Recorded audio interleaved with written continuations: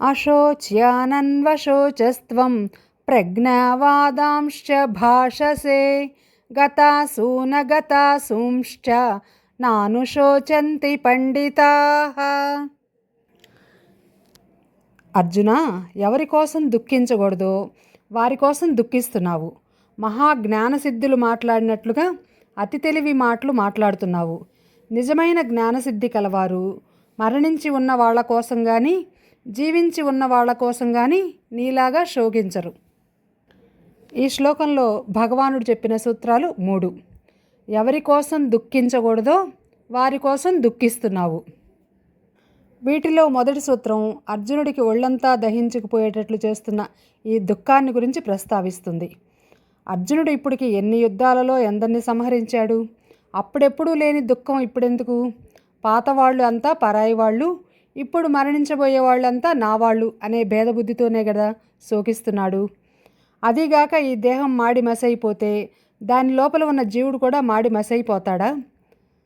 స్థూల దేహం వేరు, సూక్ష్మదేహం వేరు, దేహంలో ఉండే జీవుడు వేరు అని తెలిసి కూడా ఇలా శోకించడం ఏం తెలివి అని భగవానుడు ఈ మొదటి సూత్రం ద్వారా అర్జునుడిని ప్రశ్నిస్తున్నాడు.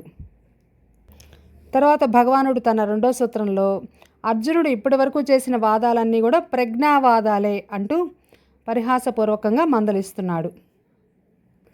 అర్జునుడు యుద్ధం నుంచి తప్పించుకోవడం కోసం ఇప్పటివరకు చూపిన యుక్తులన్నీ కూడా ప్రజ్ఞావాదాలే అని భగవానుడు సూటిగా దెప్పిపొడుస్తున్నాడు.